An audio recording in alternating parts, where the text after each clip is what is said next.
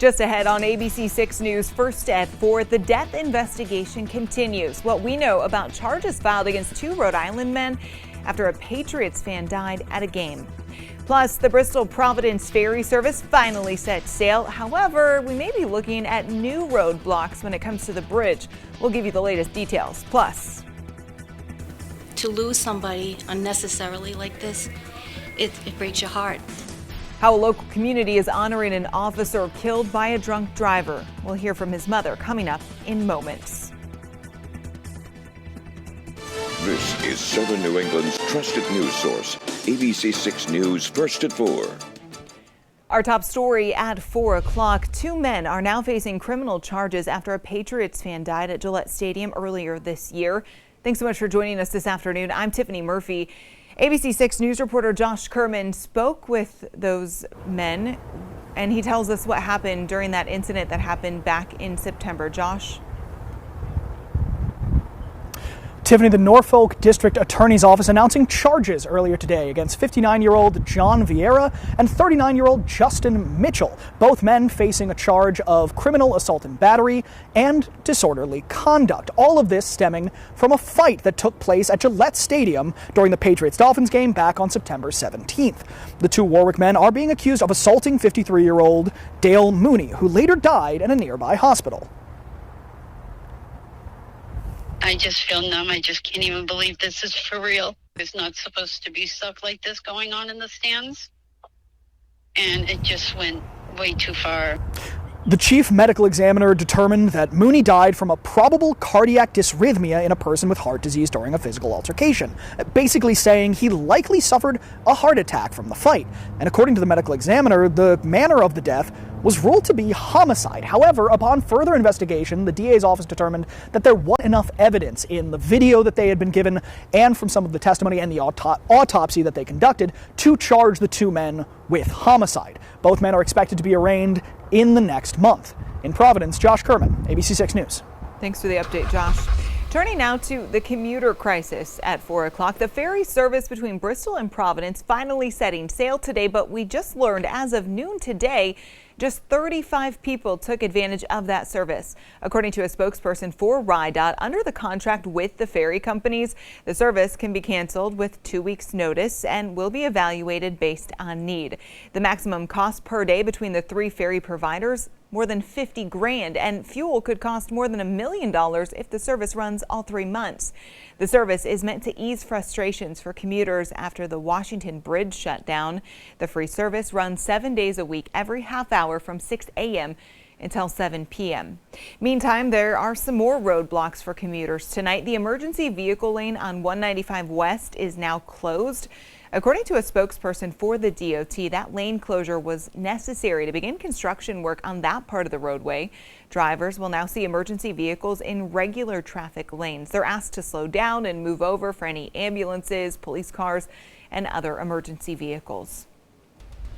New at 4 o'clock, a South Kingstown Middle School is honoring a police officer who was killed by a drunk driver back in 2016. ABC 6 News reporter Caitlin Gilhouse joins us in the newsroom with more. Caitlin? Well, Tiffany, each year for the past 10 years, the Broad Rock Middle School honors a victim of drunk driving as part of a special program. The victim is honored through a door decorating contest just ahead of the holidays. Today, judges walked around the halls of the middle school to judge the doors. This year's honored victim is Officer Ryan Burke, a Jamestown police officer who was killed by a drunk driver in 2016.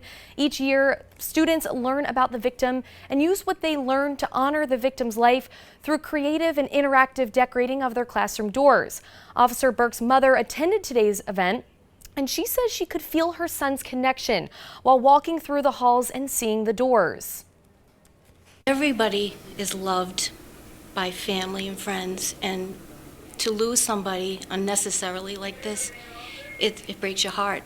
And to see the kids connect and display what they learned about my son, I hope that stays with them always. It's probably one of the most important lessons they're learning in the school, to love and to care about other people, as my son did. And if they can take that away from this lesson that they did today, that will be very, very important.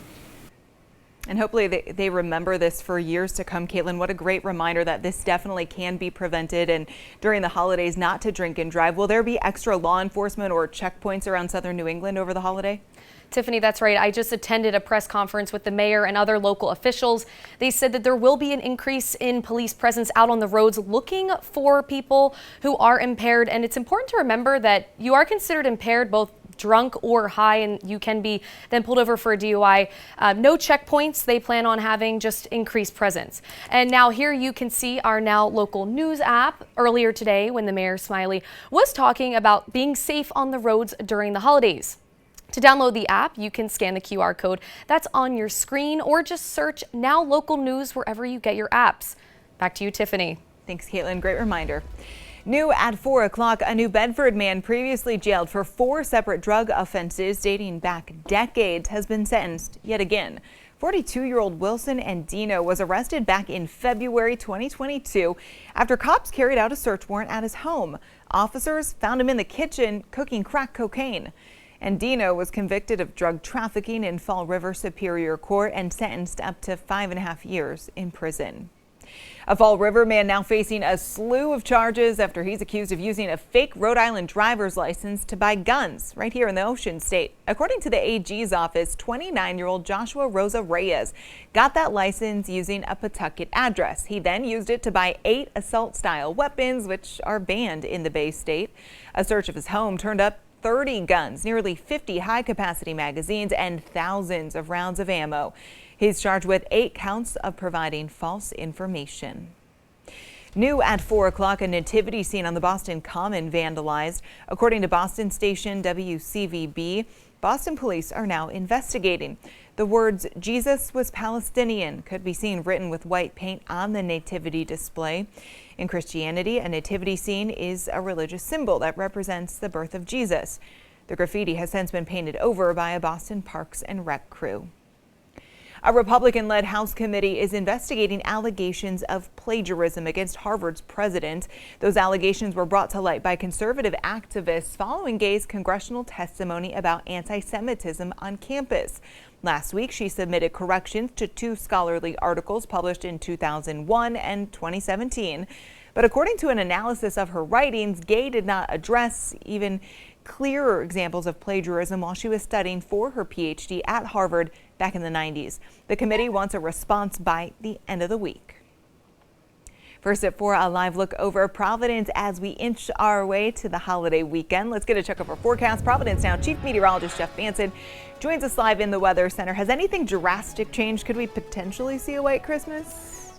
Nope, and more nope. It is not going to happen this year. Take it to the bank. Well, you saw on Skycam there, we're going to start by letting you know that it's almost winter, even though it may not be feeling like it come, say, the weekend or Christmas. But it is certainly feeling like it out there today. Very rarely will you see a Skycam shot like that at this hour where half the city is in the shadow and you have to look towards the horizon to see any sunlight remaining. It is so low in the sky. It's the lowest in the sky. It'll be all year long this afternoon.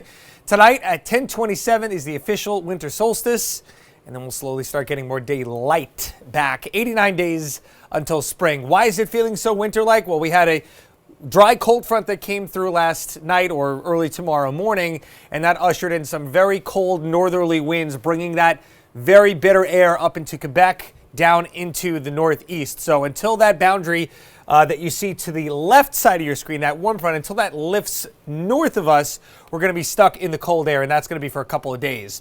As we take a look at the temperatures right now, low to mid 30s, so not terrible at face value, but you have to account for that wind chill, and even a 5, 10, 15 mile per hour wind, that's more than enough to bring those feels like values down 5 to 10 degrees. It feels like the 20s in some spots, and it's only going to get worse as we head into tonight. Take a look at your difference between your temperature and your wind chill. Could be as much as a 10-degree difference, with some spots waking up tomorrow morning, especially in the outlying areas, feeling like maybe as low as 10 degrees. But again, there is a warm-up, as I alluded to at the top. I will let you know when that gets here and what Santa can expect on Monday. Tiffany? Thanks, Jeff. Other local stories we're following on this Thursday afternoon. Children at St. Mary's Home got a very special visit from the North Pole just ahead of the holidays. North Providence firefighters, along with Santa Claus himself bringing surprises for the 400 kiddos at home. Children got to hang out in a fire truck and even share a meal with Santa. We respond here a lot during the year with our fire apparatus for alarms, for medical calls. So we're very familiar with the children here and know the struggles that they've gone through. So every year we get a chance to help out at Christmas time and transport Santa here for them, provide them with lunch, and interact with the kids on a good basis other than being here on calls. Yesterday, volunteers at St. Mary's wrapped hundreds of presents for children in need. They raised over $250,000. Moulin Rouge, the musical, is stopping in Providence for the first leg of its North American tour. The musical, telling the story of a composer who falls in love with a cabaret actress, will be premiering at the Providence Performing Arts Center tonight. It runs until Sunday, December 31st. The show won 10 Tony Awards, including Best Musical, and it was nominated for a Grammy.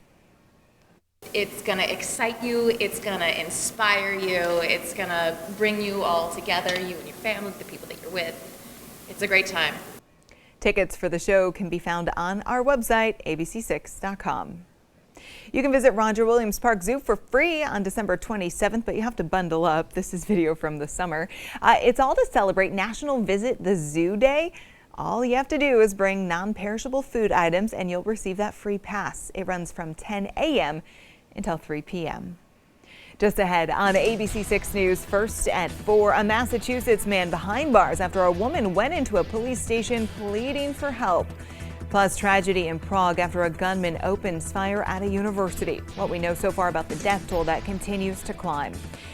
And a surge of migrants are trying to make their way into the U.S., what the governor of Texas is planning to do with all of them. You're watching ABC 6, Southern New England's trusted news source.